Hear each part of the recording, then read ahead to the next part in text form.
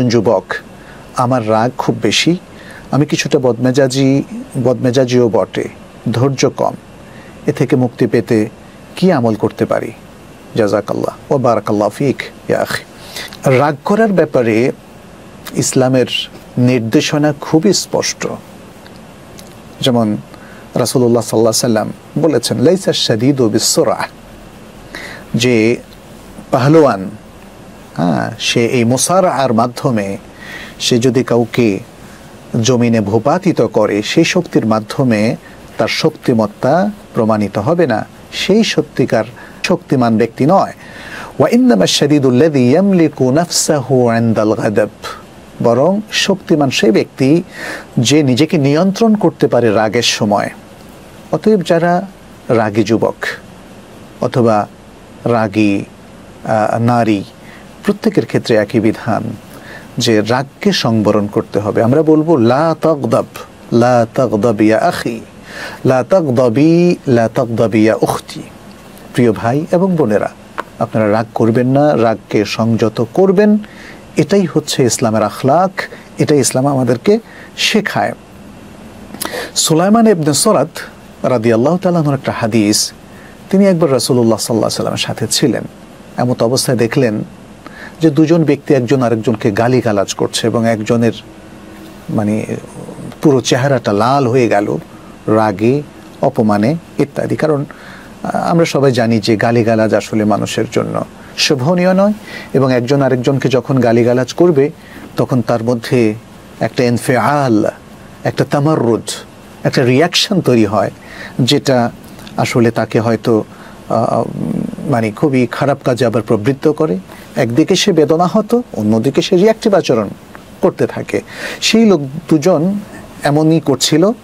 তখন রাসূলুল্লাহ সাল্লাল্লাহু আলাইহি ওয়াসাল্লাম বললেন, ইন্নী লা আ'লামু কালিমাতান লাউ ক্বালাহা হাযা যাহাবা আনহু মা ইয়াজিদ, আমি এমন একটা কথা জানি, যদি এই লোকটা সেটা বলতো তাহলে তার মধ্যে যে ইনফিআল, যে ভাবাবেগ, যে অপমান বোধ তৈরি হয়েছে সেটা চলে যেত।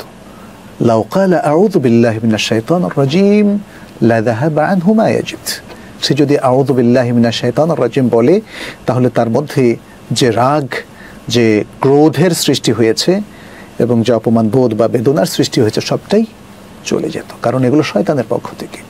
শয়তান চায় আমাদের মধ্যে একটা আবেগ, একটা রাগ, একটা ক্রোধ সৃষ্টি করে যেন আমরা উল্টাপাল্টা কিছু করে ফেলি। ক্ষোভ, এটাও কিন্তু রাগেরই একটা বহিঃপ্রকাশ।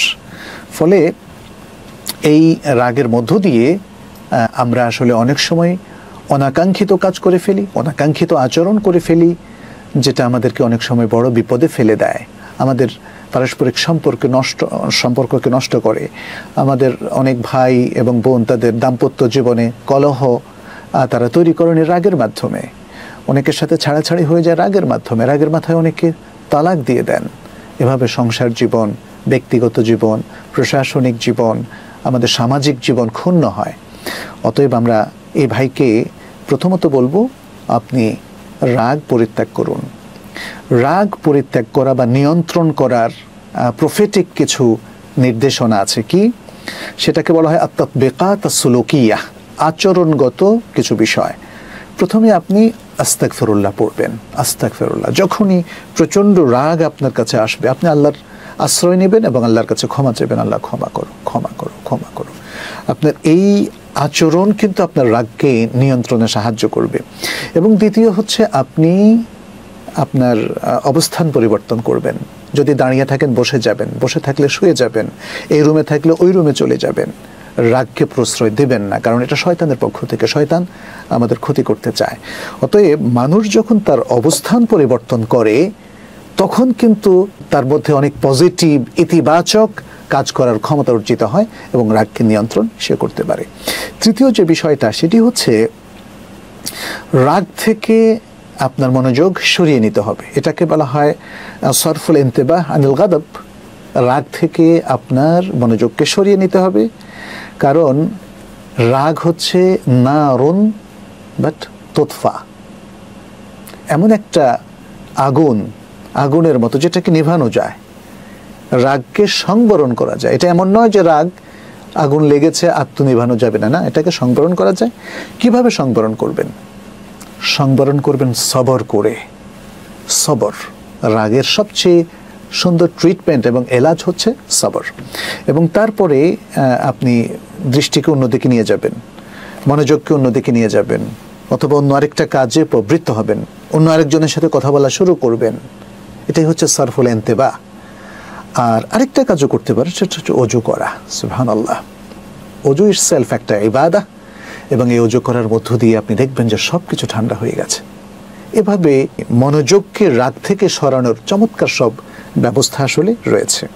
চতুর্থত আরেকটা বিষয়, রাগ সংবরণ করার জন্য, যেহেতু এটা একটা আসলে মানসিক অবস্থা, রাগ সংবরণ করার জন্য আমাদেরকে রীতিমতো কিছু কাজ করতে হবে। সেটা কি? কোনো কাজে কর্মে অ্যাক্টিভ থাকা, ব্যায়াম করা, হাঁটা চলাফেরা করা, অর্থাৎ শারীরিক বিভিন্ন কসরতের মাধ্যমে নিজের উপর নিয়ন্ত্রণ আনার একটা শক্তি অর্জন করা। কারণ যারা সাধারণত বসে থাকেন, চুপ করে থাকেন, ডিপ্রেশনে থাকেন, তারা কিন্তু বদমেজাজি হয় বেশি, হঠাৎ করে রেগে যায়, হঠাৎ করে এটা ওটা করে ফেলে। অতএব রাগকে সংবরণের জন্য আমরা এখানে কিছু পদ্ধতি আপনাকে বললাম, এবং আমাদের প্রিয় নবী সাল্লাল্লাহু আলাইহি ওয়াসাল্লামের হাদিসটাও আপনাকে বললাম। আশা করছি এই আমলগুলো আপনি করবেন। আর এর বাইরেও কিন্তু আরও অনেক সুন্দর সাজেশন আছে, আমরা সংক্ষেপে এতটুকুই বললাম। আপনি এতটুকুর মধ্যেও কিন্তু অনেক সুফল পাবেন ইনশাআল্লাহ।